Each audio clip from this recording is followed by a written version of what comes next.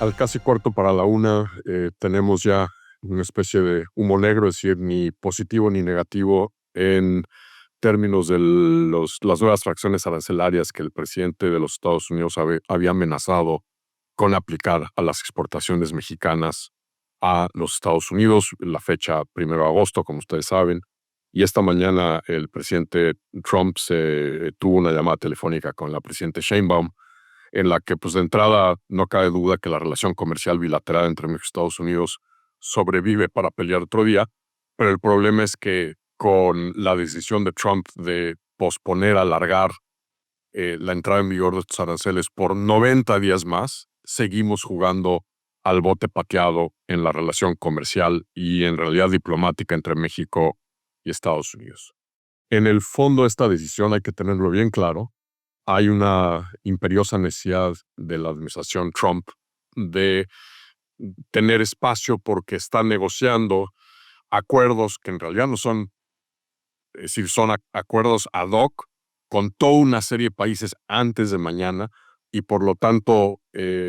necesita el tiempo, el espacio para negociar con esos otros países, con esos otros socios comerciales, porque al final del día sabe además que, pues, digamos, de alguna manera tiene a un cliente cautivo con México y puede alargar ese horizonte de negociación para tratar de cerrar y llegar a o alcanzar algún tipo de acuerdo con toda una serie de países, como ha venido anunciando en estos últimos días la administración Trump. De entrada, me parece que esto que ha ocurrido hoy nos obliga a recordar que el tema arancelario, el tema comercial con Estados Unidos se mueve en dos pistas. La primera pista, que es que Trump vincula explícitamente los aranceles a temas particulares de la agenda bilateral con Estados Unidos que nada tienen que ver con el comercio, es decir, esa última carta que le manda a la presidenta Sheinbaum, en donde anuncia que eleva los aranceles al 30%, vincula esos aranceles explícitamente al tema de la lucha contra el crimen organizado y al fentanilo. Y es decir, al posponer, pues mantiene abierta esa capacidad,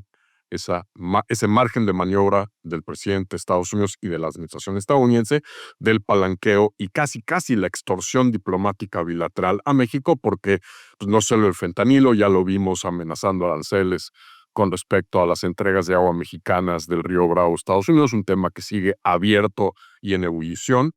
Y por ende, de alguna manera, este nuevo plazo, 90 días, se convierte en una especie de espada de Damocles sobre la cabeza del gobierno mexicano,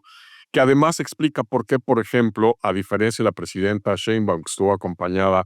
por quien lleva la negociación comercial, el secretario de Economía, por el canciller y por el encargado de la relación con América del Norte, Trump estuvo acompañado por un gabinete integral, el Departamento de Estado, el Departamento de Seguridad Interna, el asesor de Seguridad Nacional, el secretario del Tesoro, el representante comercial de Estados Unidos, el secretario de Comercio. Y eso un poco indica cómo en la cabeza de la administración están vinculando temáticamente todos los temas y por lo cual reitero algo que ya compartí con ustedes a través de esta vida columna, el peligro de que México replique y caiga en el garlito de aceptar esta vinculación temática de distintos temas de la agenda bilateral al hablar de una gran negociación global que vincule migración, seguridad, entendida por la lucha contra el crimen organizado y lo que ocurre en la frontera, y la agenda comercial.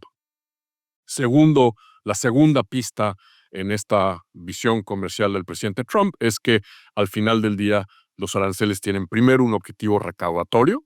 es decir, para él los aranceles son un mecanismo para engordar el fisco estadounidense. Segundo, forzar, obligar a las compañías, a las empresas estadounidenses a la relocalización de inversiones, es decir, atraer inversiones y huella productiva, sobre todo en el sector de manufactura pesada, industrial, de regreso a Estados Unidos. Y finalmente, el tema más importante, usar todo esto para palanquear lo que en la casa de Trump es la renegociación, forzar la renegociación del TEMEC. Y aquí el tema clave de jugar al bote pateado, que otra vez ha ocurrido hoy, es que evidentemente se nos va a empalmar la negociación arancelaria como tal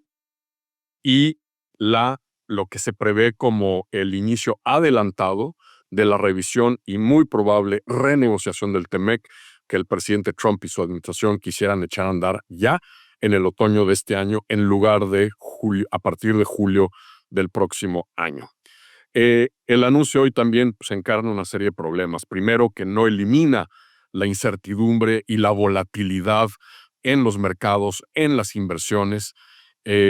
al seguir aplazando algún tipo de resolución con claridad, con nitidez de cuál va a ser el escenario con el cual va a tener que operar la agenda comercial económica entre México y Estados Unidos y las inversiones de empresas que operan en México. Y segundo, este tema de que sigue anclando y maniatando la contaminación temática de todos los distintos temas de la agenda a esta negociación. Y también abre tres preguntas. La primera, el presidente Trump en su mensaje hoy en su red social dice que México se ha comprometido, cosa más que llama mucho la atención. Trump, como siempre, anuncia cosas que luego pues hay que verificar. El gobierno mexicano, la presidenta, no se refirió a ningún acuerdo en específico. Trump habla de que México ha acordado atender algunos de los temas de barreras no arancelarias en la relación. La interrogante es si son efectivamente algunos de estos temas, inspecciones fitosanitarias, regulaciones, NOMS, que impactan flujos de exportación estadounidense,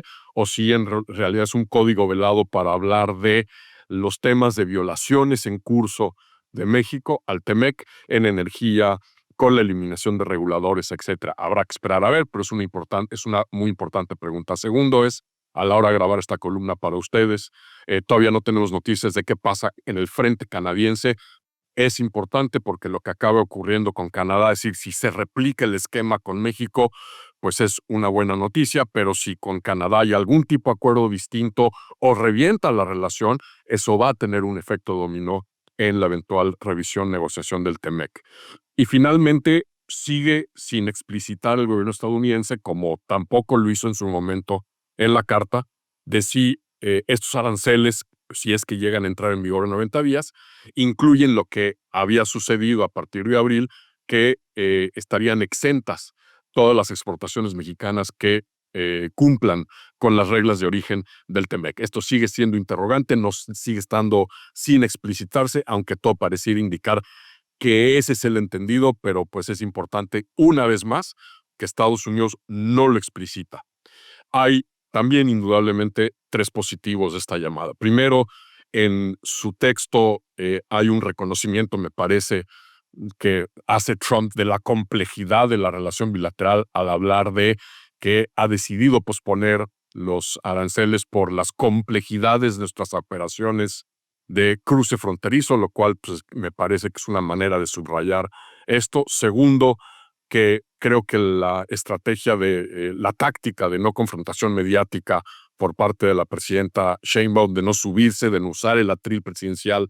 en los dimes y diretes de Trump, sigue siendo la medicina correcta por el momento. Y me parece que hay que decirlo, y digo, uso esta palabra no ligeramente, el gesto, viniendo alguien como Trump, de decir que en la conversación se van conociendo mejor él y la presidenta mexicana, lo cual pues, conlleva una pregunta seminal, sobre todo comparando con lo que ha ido pasando con otros homólogos de Trump en el mundo. ¿Cuándo se va a celebrar una reunión entre la presidenta Sheinbaum y el presidente Trump y en qué condiciones y en qué circunstancias? Porque este tema sí es fundamental.